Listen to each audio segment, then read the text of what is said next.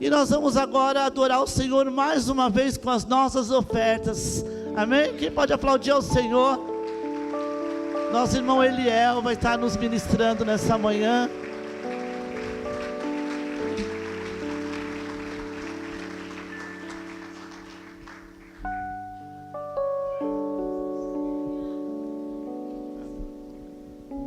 Graças e paz, igreja. Amém. Compartilhar uma palavra com os irmãos. Está lá em Lucas 12. Nós vamos ler do 41 ao 48. Quem aí gosta de aprender com as parábolas de Jesus? Amém? Essa é mais uma delas, amém? Diz assim, ó. Então Pedro perguntou: Senhor, esta parábola é só para nós ou também para todos? O Senhor respondeu: Quem é, pois, o mordomo fiel e prudente, a quem o Senhor deixará encarregado dos demais servos da casa, para lhes dar o sustento no devido tempo? Bem-aventurado aquele servo a quem o seu Senhor, quando vier, achar fazendo assim. Em verdade lhes digo que lhe confiará todos os seus bens. Mas o que acontecerá se aquele servo disser consigo mesmo: Meu senhor demora para vir, e começar a espancar os empregados e as empregadas, a comer, a beber e a embriagar-se? Virá o senhor daquele servo em dia em que não o espera e em hora que não sabe, e irá aplicar-lhe um castigo severo, condenando-o com os fiéis. Aquele servo que conheceu a vontade de seu senhor e não se aprontou, nem fez segundo a sua vontade, será punido com muitos açoites. Aquele, porém, que não soube a vontade do seu senhor e fez coisas dignas de reprovação, levará poucos açoites. Mas aquele a quem muito foi dado, muito lhe será exigido, e aquele a quem muito se confia, muito mais lhe pedirão. Amém? Irmãos, essa é a parte B de uma parábola muito conhecida, né? A parábola, ela se chama Servos Vigilantes, e é basicamente um alerta de Jesus aos seus discípulos, né? E como de costume, Jesus ele fala através das parábolas, né? E ele começa falando aos seus discípulos: imaginem um senhor que vai a uma festa de casamento e deixa o seu servo vigilante. E esse servo guardando os seus bens, esperando a volta do seu senhor, né? Esse servo ele tem que estar de prontidão para poder receber o seu senhor de volta, independente da hora que esse senhor vai voltar. Pode ser de madrugada, pode ser de dia, de noite. Ele tem que estar atento para poder recepcionar e servir o seu senhor. E se o seu senhor voltar e encontrar esse servo vigilante, a Bíblia diz que esse senhor ele vai servir o servo. Ele vai preparar um lugar à mesa para esse servo. E a parte que nós lemos aqui, na verdade nós não lemos a parte A, mas nós lemos a parte B. Na parte A, Jesus ele fala assim: imagina um pai de família que sabe a hora que um ladrão vai roubar a sua casa. Ele iria estar atento e não deixaria arrombar a casa, né? E aí Jesus finaliza a parte A dessa forma. Jesus finaliza falando sobre a volta do Senhor. A parábola finaliza falando sobre a volta do Senhor. É a comparação com a volta do Filho do Homem, né? E a parte B que nós lemos aqui fala, Jesus respondendo Pedro, né? Pedro ele começa perguntando: Jesus, essa parábola serve para nós também? Ou serve só para nós ou é para todo mundo? E aí Jesus responde complementando a parábola, né? Trazendo uma outra analogia também de senhor e servo. Imaginem um senhor que ele deixa um servo prudente, um servo fiel, responsável por dar comida aos outros servos, enquanto esse senhor viaja e está longe. Se esse senhor ele voltar e encontrar esse servo com controle de tudo, alimentando todos, esse servo é bem-aventurado. Mas se esse mesmo servo, ele perder a mão e ele se esbaldar com aquilo que o seu senhor entregou para ele, ele será severamente castigado. E a Bíblia fala, né, aquele servo que conhece a vontade do seu senhor, vai ser pior para ele, porque ele sabe o desejo, ele sabe as regras, ele sabe como o seu senhor quer que as coisas funcionem. Diferente daquele que fez coisas dignas de castigo, mas não sabia a vontade do seu Senhor. Ele será castigado também, mas não na mesma severidade. E aí a Bíblia, a parte que nós lemos, finaliza aqui, né, falando sobre a quem muito é dado, muito será cobrado, né? Então, quanto maior o nível de confiança, maior será o nível de cobrança e repreensão também sobre as nossas vidas. Amém? Vocês estão comigo? Amém? O que eu quero dizer com isso, gente? Nós costumamos trazer uma análise assim em cima dessa parábola sobre realmente como nós estaremos quando o Senhor Jesus voltar. E a análise mais comum é que é sobre a nossa santidade, o nosso processo de santificação, a nossa vida de arrependimento, né? Como está o nosso envolvimento na obra, se nós estamos propagando o Evangelho, né? Mas nós nos esquecemos muitas vezes e acabamos negligenciando a vida financeira, que faz parte também, que o Senhor também espera encontrar de uma forma boa quando Ele voltar.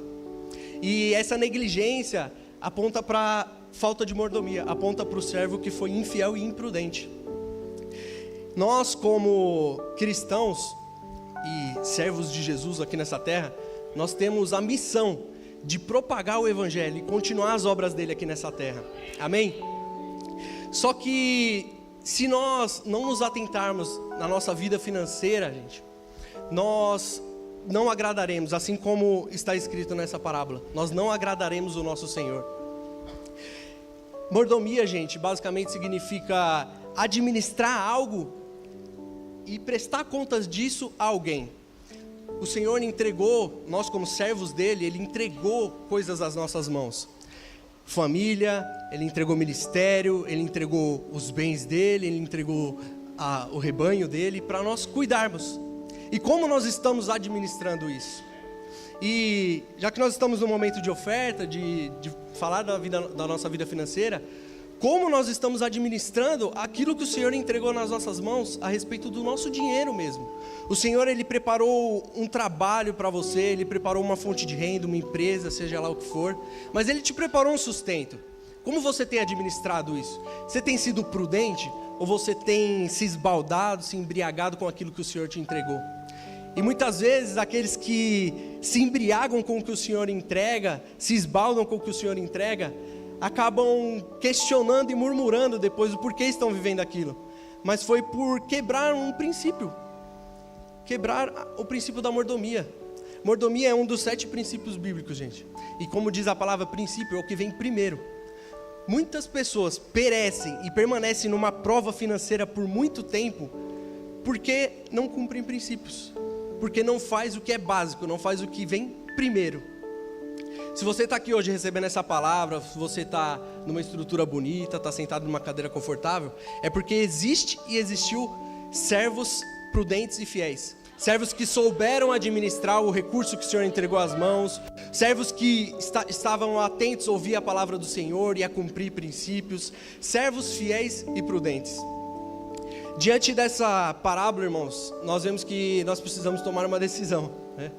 Será que nós somos servos fiéis, prudentes, ou será que nós estamos como servos negligentes, sem se importar com a hora que o nosso Senhor vai voltar?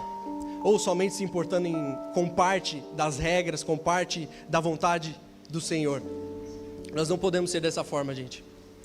Também, além das pessoas que negligenciam esse princípio, negligenciam a mordomia, existem as pessoas também que fazem de forma exagerada.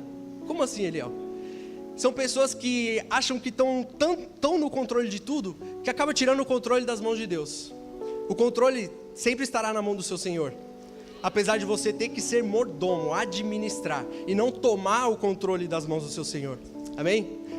Um exemplo disso, gente, são as pessoas que confiam mais na sua reserva de emergência que tem no banco, do que no cumprimento de princípios, do que no cumprimento de um dízimo, da primícia, da oferta. Confia mais nas suas estratégias para poder multiplicar o seu recurso na sua empresa, do que no poder de uma oferta, do que no poder de um dízimo e de uma primícia. Não seja esse tipo de pessoa, gente. Eu não estou, me entenda bem, eu não estou invalidando aqui reserva financeira, investimento, nada disso. Mas a nossa esperança, a nossa confiança tem que estar no Senhor. A nossa confiança tem que estar nos princípios do Senhor. Amém? E quando o Senhor me entregou essa palavra, irmãos, particularmente, eu me identifiquei muito com uma pessoa.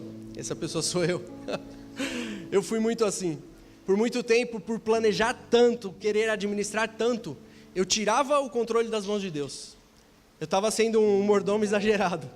E eu só comecei a desfrutar de coisas grandes no Senhor, principalmente na área financeira, quando eu devolvi o controle para as mãos dele.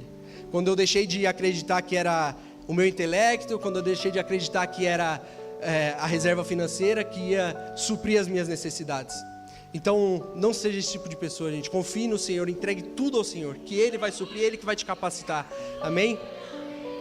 A Bíblia nos diz também, irmãos, faz uma comparação, né? Ela só compara Deus a um outro Senhor na Bíblia, que é Mamon, que é o Deus do dinheiro, né? E muitas pessoas acham que a influência de Mamon só está sobre aqueles que têm muito dinheiro. Porque é comum a gente ouvir, né? Tem muito dinheiro e só pensa em dinheiro. Quanto mais tem, mais quer. É muito comum a gente ouvir isso. Mas a influência de Mamon também está sobre aquele que não tem. Porque pela falta ele também só pensa em dinheiro. E aí tem um outro versículo que fundamenta isso, né? O amor ao dinheiro é o problema, é a raiz de todos os males, né? Então, seja na falta, seja na abundância, irmão, se você tem amor ao dinheiro, você vai estar sob a influência de Mamon. Então, não deixe o dinheiro governar a sua vida, não deixe o dinheiro controlar a sua vida.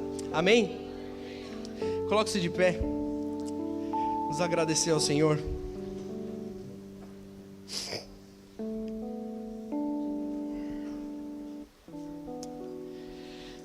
Pai, em nome de Jesus, te agradeço, Pai, por essa palavra abençoada, Senhor. Te agradeço por essa manhã gloriosa, Pai. Te agradeço, Senhor, porque o Senhor é o nosso Senhor, Pai. Que nós venhamos ser servos prudentes, Senhor, e fiéis. Que nós venhamos a cada dia mais, Senhor, cuidar, ó Pai, ser mordomo, Senhor, das coisas que o Senhor confiou em nossas mãos, Senhor. Nós esperamos, Senhor, que quando o Senhor voltar, o Senhor encontre tudo conforme o seu agrado, Pai. Encontre, ó Pai, um incenso puro, santo e agradável, Senhor.